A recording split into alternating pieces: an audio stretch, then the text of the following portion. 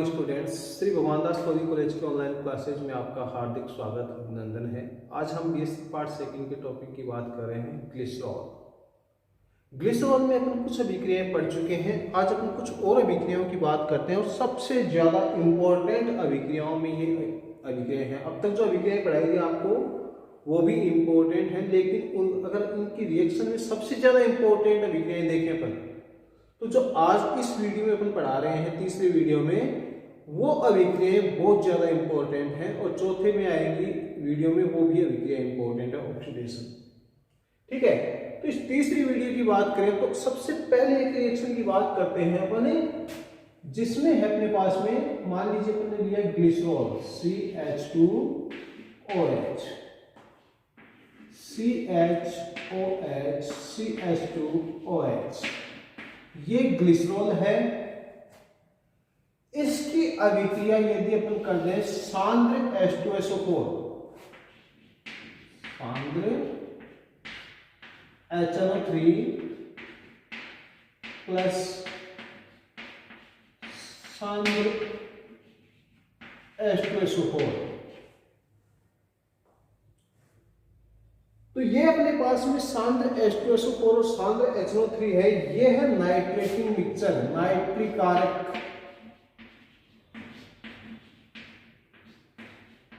और ये नाइट्रीकरण करने के काम में आता है। ये आप पढ़ चुके हैं बेंजीन के अभिक्रिया बीएससी पार्ट फर्स्ट में।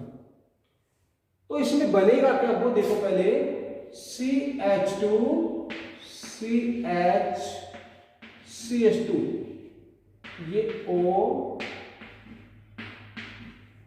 ठीक है। तो नाइट्रेशन होगा तो यहां पर क्या आएगा, NO2 NO2 और ये NO2, बहुत ही इंपॉर्टेंट अभिक्रिया है। ग्लिसरॉल ट्राइल नाइट्रेट का फॉर्मेशन होगा। किसका फॉर्मेशन होगा, ग्लिसरॉल ट्राइल नाइट्रेट। इसी का नाम दूसरा आप लिख सकते हैं नाइट्रोग्लिसरीन। क्या लिख सकते हैं, नाइट्रोग्लिसरीन भी इसको बोल सकते हैं। और इस नाइट्रोग्लिसरीन का ही दूसरा नाम क्या हो सकता है, इसको बोलते हैं नोबल द्रव बोलते हैं। क्या बोलते हैं, नोबल द्रव। यहां पर मैं आपको एक चीज बता दूं, अगर आपने कहीं पढ़ा हो, है ना, हर साल 6 क्षेत्रों में,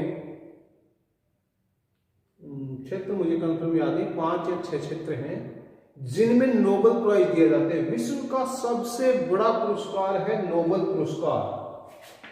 विश्व का सबसे बड़ा पुरस्कार है नोबेल पुरस्कार।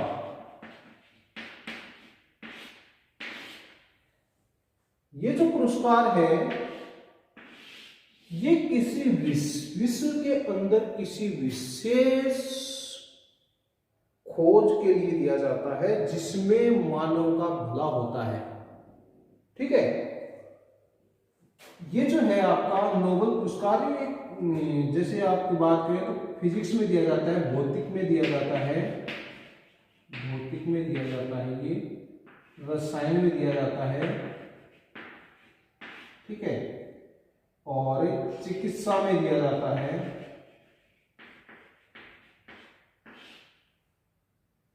और जीव विज्ञान का मुझे कंफर्म नहीं है, जीव विज्ञान में दिया जाता है, नहीं दिया जाता, चिकित्सा में दिया जाता है, अर्थशास्त्र में दिया जाता है, और आपका एक फील्ड और बच गया जहां अर्थशास्त्र के बाद में आपका आ गया शांति के क्षेत्र में दिया जाता है। ये 5 तो मुझे कंफर्म है, और जहां तक मुझे याद है शायद जीव विज्ञान में भी ये 6 विषयों में दिया जाता है। जीव विज्ञान भी इसमें शामिल हो सकता है, ये कंफर्म नहीं है मुझे जीव विज्ञान का, है ना, आप देख लेना।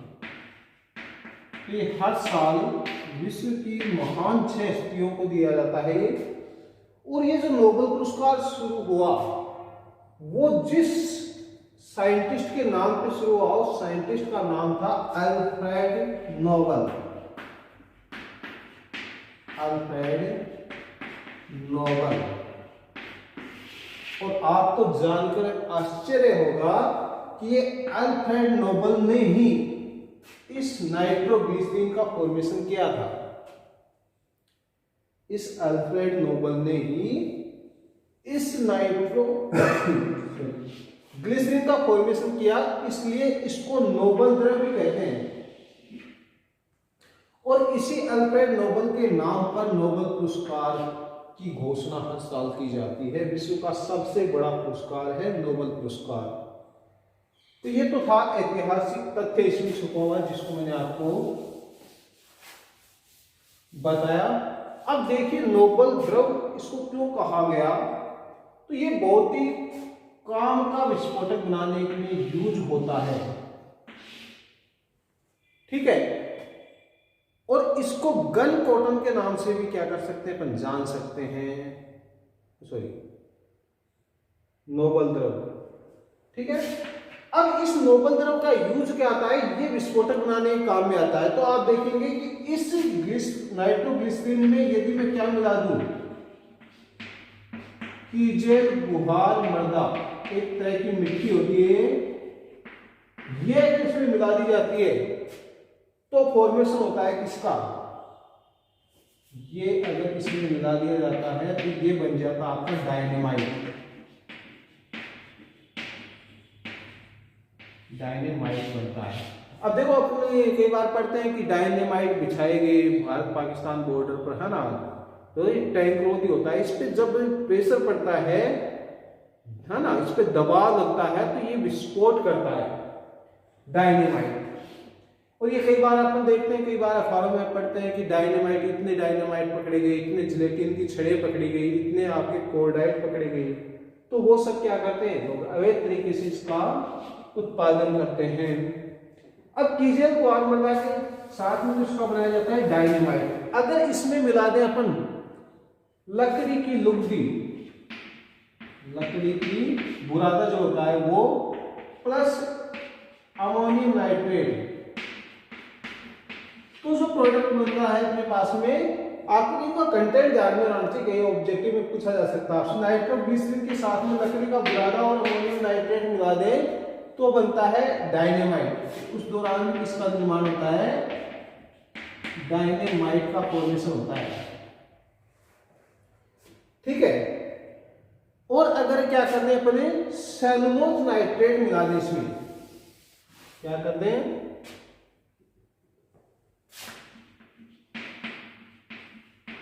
सेलुलोज नाइट्रेट मिला दें किसमें, इस नाइट्रोग्लिसरीन में सेलुलोज नाइट्रेट मिला दें। इस सेलुलोज नाइट्रेट को गन कॉटन भी कहा जाता है, गन कॉटन भी कहा जाता है। ये मिलाने से क्या बनती है, जिलेटिन की, जिलेटिन का फॉर्मेशन होता है। तो जो अवैध खनन वगैरह करते हैं वो भी इनको क्या करते हैं, काम में लेते हैं विस्फोट करने के लिए। पहाड़ियों को क्या करते हैं, इसमें कोई ये जिलेटिन की छड़ें लगा करके विस्फोट करते हैं और उनको पत्थरों को क्या करते हैं, पत्थर टूट जाते हैं तो उनका क्या करते हैं, उसका खनिजों के रूप में उनको काम में लेते हैं। उनसे क्या करते हैं, मेटल्स हैं वो प्राप्त कर सकते हैं, उन पत्थरों को बेच सकते हैं। ये अवैध खनन के तरीकों में भी काम में लिया जाता है और काफी मात्रा में पकड़ा भी जाता है। इसके अलावा अपन का बात करें कोर्डाइट की, तो गन कॉटन के साथ में यदि वैसलीन मिला दें, nitroglycerine, gun cotton plus Vaseline, तो ये बनता है कोर्डाइट। थोड़ा सॉफ्ट हो जाता है।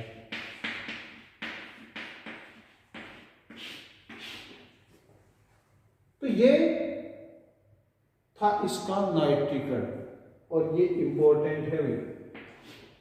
तो सिंपल सी चीज है कि ग्लिसरॉल को यदि क्या कर दें अपने, ग्लिसरॉल को का नाइट्रीकरण कर दें तो क्या मिलता है अपने को, नोबेल द्रव्य प्राप्त होता है जिसको बोलते हैं नाइट्रोग्लिसरीन या ग्लिसरॉल ट्राइनाइट्रेट, ठीक है। और इस ग्लिसरॉल ट्राइनाइट्रेट या नाइट्रोग्लिसरीन में विभिन्न पदार्थ मिलाकर इससे विभिन्न प्रकार के विस्फोटक बनाए जाते हैं। तो ये विस्फोटक बनाने के काम में आता है। तो ये बहुत ही इंपॉर्टेंट योगदान था अल्फ्रेड नोबेल का विश्व को। अब हम बात करें नेक्स्ट की, तो कुछ एसिड के साथ में ग्लिसरॉल के विक्रियाएं देखते हैं। जैसे सबसे पहले मैं बात करूंगा आपसे, ये अपने लिखा ग्लिसरॉल, इसकी अभिक्रिया यदि करते हैं अपन ऑक्जेलिक एसिड से, ठीक है, टेम्परेचर लेंगे यहां पर अपन 383 केल्विन, तो क्या होगा भाई, तो ये आपका OH और ये H ये निकल जाएंगे वाटर के रूप में। एक वाटर मॉलिक्यूल निकलेगा इसमें से -H2O, तो क्या आ जाएगा आपके पास में CH2। बाकी तो एज इट इज लिख दो, इसमें तो कोई दिक्कत नहीं है, ऐसे कैसे रहेगा ये। तो रिएक्शन कहां हुई, यहां पर, तो ये क्या बच गया O C double bond O C double bond O OH। एक वाटर मॉलिक्यूल निकाला, दोनों को जोड़ दिया अपन ने। इसको फिर आप टेम्परेचर आपने ले रखा है 383 केल्विन, तो क्या होगा, टेम्परेचर तो इसको मिल रहा है, तो इसमें से एक CO2 मॉलिक्यूल निकल जाएगा। तो ये निकाल दो CO2 मॉलिक्यूल इसमें से, ठीक है। तो उस केस में आपका क्या बन जाएगा, ये CH2, इसको छोड़ दे अपने एज इट इज, CH2OH इसको छोड़ दे, तो ये आ गया अपने पास में OC डबल बॉन्ड OH, ठीक है। इसका यदि फिर आगे अपन क्या करें, जल की रिएक्शन करवा दें इस पे, आगे क्या कर रहे हैं अपन, वाटर की रिएक्शन करवा रहे हैं। तो ये यहां से C प्लस और O माइनस में टूटेगा ये, तो क्या आ जाएगा अपने पास में, देखो CH2OH, वापस अपने को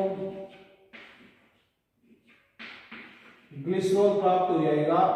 और इसके साथ में ये C प्लस टूटा, इसके साथ में जाएगा OH, तो इसके साथ में प्राप्त होगा अपने को HCOOH। ये लास्ट प्रोडक्ट होगा इसका, यदि अपन जल अपघटन करते हैं। जल अपघटन नहीं करते तो ये प्रोडक्ट ले जाएगा, ठीक है। तो ये था किसके साथ में विक्रिया, ऑक्जेलिक एसिड के साथ में विक्रिया। नेक्स्ट बात करते हैं अपन ऑक्जेलिक एसिड के साथ में 383 पे विक्रिया करवाई अपन ने। अब बात करते हैं अपन 583 पे करवाएं तो क्या हो जाएगा। तो देखिए आप 583 पे, ये 583 केल्विन, टेम्परेचर बढ़ा दिया अपन ने। तो पहले एक वाटर मॉलिक्यूल निकल रहा था, अब 2 वाटर मॉलिक्यूल निकलेंगे, ये इसके सामने रिएक्शन करेगा ऐसे, तो ये OH और ये H, ये OH और ये H, तो क्या बन जाएगा अपने पास में CH2 CH CH2OH, इसको एज इट इज छोड़ दें। यहाँ पर ये आपका ऑक्सीजन बच गया, यहाँ ये ऑक्सीजन बच गया, इसमें क्या बच गया CO, ये आपका C डबल बॉन्ड O। अब आप इसको टेम्परेचर यहाँ पर हाई है 583 केल्विन, तो यहां से ये CO2 निकल जाएगी, यहां से ये CO2 निकल जाएगी, तो इसमें से 2 CO2 मॉलिक्यूल बाहर निकल जाएंगे।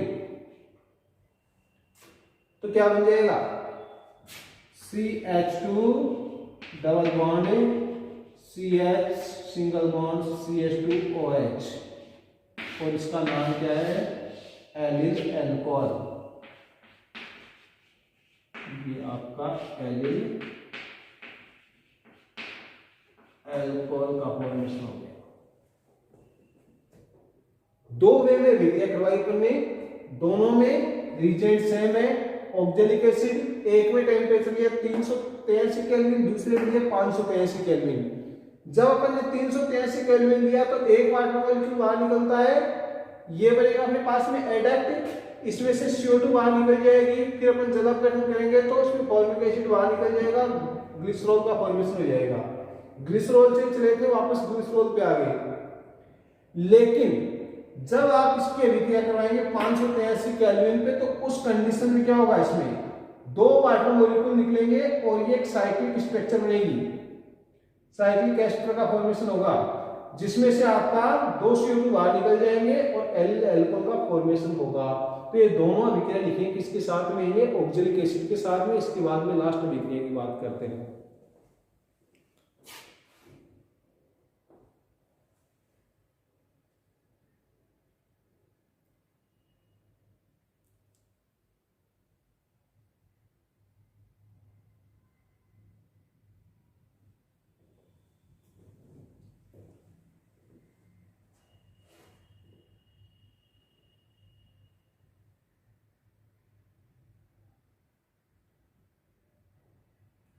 यहां तक कोई दिक्कत है क्या?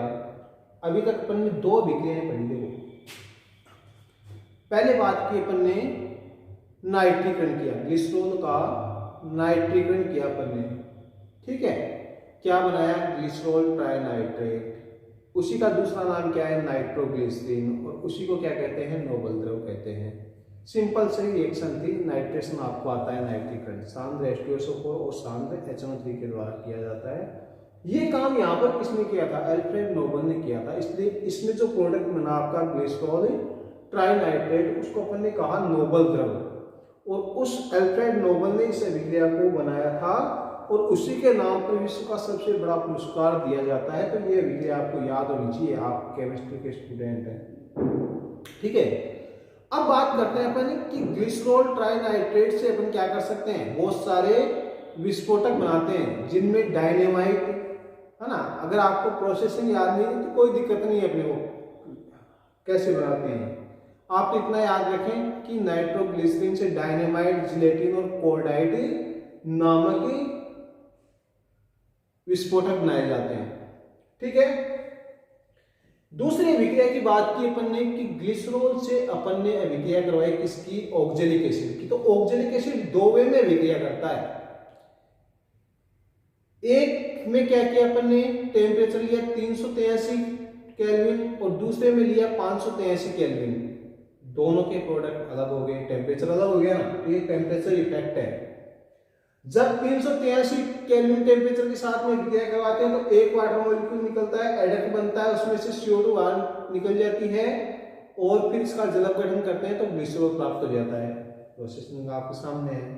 दूसरे में अभिक्रिया करते हैं तो टेम्परेचर चूंकि 583 केल्विन दे रखा है, तो ऑक्जेलिक एसिड के दोनों OH, 2 समीपवर्ती इन OH से H+ लेके वाटर के रूप में बाहर निकल जाएंगे। तो यहाँ पर -2H2 बाहर निकलता है। यह आपका साइक्लिक एस्टर का फॉर्मेशन होता है, जिसमें से 2 CO2 मॉलिक्यूल बाहर निकल के किसका फॉर्मेशन होता है, अल्टीमेट एलिल एल्कोहल का फॉर्मेशन होता है। मेरे हिसाब से इसमें कोई दिक्कत आपको नहीं होनी चाहिए, ठीक है। नेक्स्ट बात करते हैं अपन नेक्स्ट अभिक्रिया की।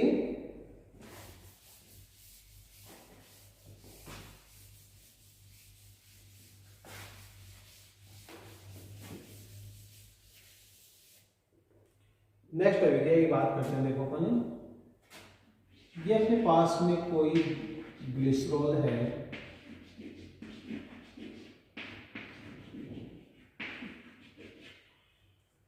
प्रोडक्ट एक ही है। इसमें आपको तो रीजन पता होना चाहिए कि इसकी अभिक्रिया, चाहे आप ग्लिसरॉल की अभिक्रिया किसी से भी करवा ले, बाकी एसिड से, चाहे वो आपका सांद्र H2SO4 हो सकता है,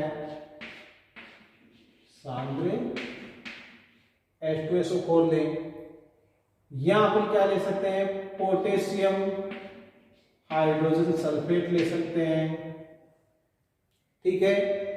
या अपन क्या कर सकते हैं, इसमें ZnCl2 ले सकते हैं, या अपन इसमें क्या ले सकते हैं, फास्फोरस पेंटा ऑक्साइड ले सकते हैं, कोई सा भी ले लें इनमें से। ये सारे क्या हैं, ये सारे के सारे हैं निर्जलीय कारक, निर्जलीय कारक हैं, डिहाइड्रेटिंग एजेंट हैं, जल के अणुओं को बाहर निकालते हैं,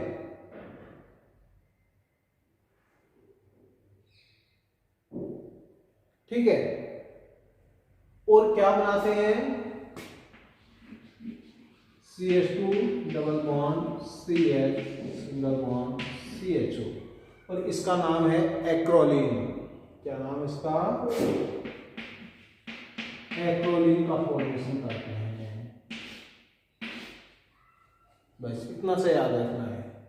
तो अब आपसे इसमें क्वेश्चन सीधा पूछता है, क्वेश्चन यहाँ पर सीधे पूछ जाएंगे आपको, क्या होता है जब ग्लिसरॉल की अभिक्रिया ऑक्जेलिक एसिड के साथ करवाते हैं 383 केल्विन पे, तो ग्लिसरॉल का फॉर्मेशन हो जाता है। 583 पे तो आपके पास में किसका फॉर्मेशन हुआ था? एलिल अल्कोहल का फॉर्मेशन हुआ था। क्या होता है जब ग्लिसरॉल की अभिक्रिया सांद्र H2SO4 के साथ करवाते हैं? एक्रोलीन का फॉर्मेशन होता है। क्या होता है जब ग्लिसरॉल की अभिक्रिया पोटेशियम हाइड्रोजन सल्फेट के साथ करवाते हैं? एक्रोलीन का फॉर्मेशन होता है। क्या होता है जब ग्लिसरॉल का निर्जलीकरण करते हैं? तो एक्रोलीन का फॉर्मेशन होता है। और निर्जली कारक के रूप में किसका यूज किया जाता है? तो मैंने आपको रिजल्ट बता दिए, सांद्र H2SO4, potassium hydrogen sulphate, zinc chloride और फास्फोरस पेंटा ऑक्साइड। तो ये ग्लिसरॉल का तीसरा वीडियो था जिसमें अपन ने 3-4 अभिक्रियाएं देखी। इंपॉर्टेंट अभिक्रियाएं, काफी अच्छे अभिक्रियाएं हैं, आपको पता होना चाहिए केवल कि ग्लिसरॉल से प्रोडक्ट जो आपके पास सामने है उसको कैसे प्राप्त किया जाता है या किस रीजन से कौन सा प्रोडक्ट आता है। ठीक है, लास्ट वीडियो में अपन बात करेंगे ग्लिसरॉल का ऑक्सीडेशन, और ग्लिसरॉल का ऑक्सीडेशन भी एक इंपॉर्टेंट अभिक्रिया है, और उसके साथ अपन इस वीडियो को, इस ग्लिसरॉल को समाप्त करेंगे। ठीक है, आज के लिए इतना ही। Thank you, best of luck.